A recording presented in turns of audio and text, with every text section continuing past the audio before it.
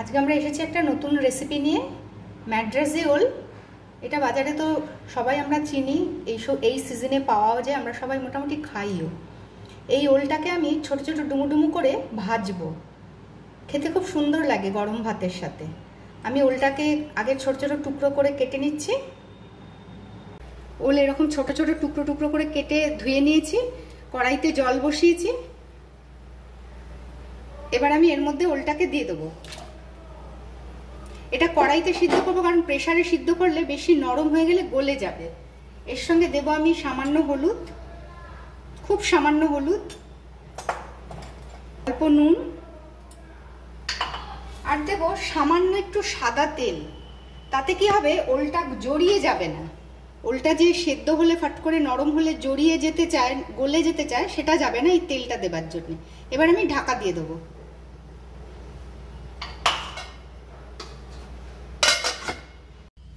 দশ মিনিট বাদে আমি এটা ঢাকনা খুলে ওল তুলে একটু হাতায় করে দেখছি কতটা সেদ্ধ হয়েছে।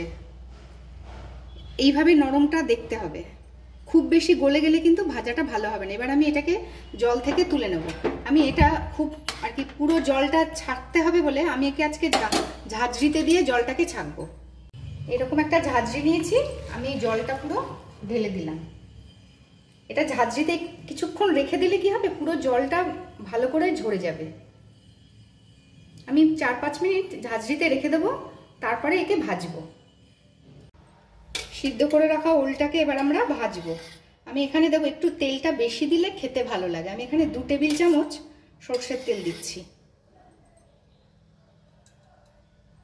তেলটা ভালো করে আমি গরম হতে দেবো। এটা হাই ফ্লেমে দিয়ে ভালো করে গরম হতে দেবো, যতক্ষণ না তেলের এই ফেনাটা কেটে যায়। তেলের ফেনাটা চলে গেছে, আমি এখানে গোটা শুকনো লঙ্কা দিচ্ছি।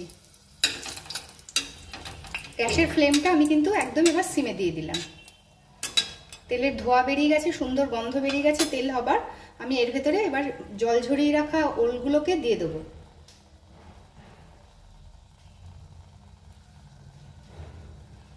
সুন্দর জল ঝরে গেছে, আমি ওলটাকে দিয়ে দিচ্ছি।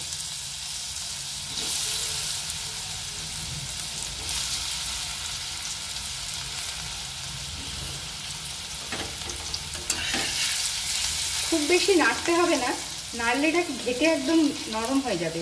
আস্তে আস্তে এটাকে সিমে দিয়ে ভাজতে হবে সুন্দর করে।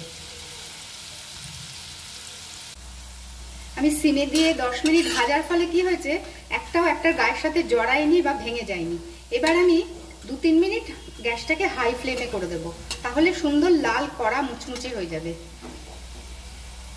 কিন্তু বেশিক্ষণ এই পর্যায়ে এসে বেশিক্ষণ কিন্তু গ্যাসটাকে জিনিসটাকে এমনি রেখে দেওয়া যাবে না, একটু নাড়তে হবে, আর না হলে নিচটা বেশি পুড়ে যাবে, অন্য পিঠটা হবে না। আমি 2-3 মিনিট এরকম কন্টিনিউ নাড়বো। সুন্দর মুচমুচে ভাজা হয়ে গেছে, আমি গ্যাসের ফ্লেমটা পুরো বন্ধ করে দিচ্ছি। এটা গরম ভাতের সাথে খেতে কিন্তু খুব সুস্বাদু লাগে, শুকনো লঙ্কা দিয়ে, নুন দিয়ে, আর এই তলার যে তেলটা থাকবে এটাও মেখে খেলে খুব ভালো লাগে খেতে। আমাদের আজকের রেসিপি ওল ভাজা তৈরি।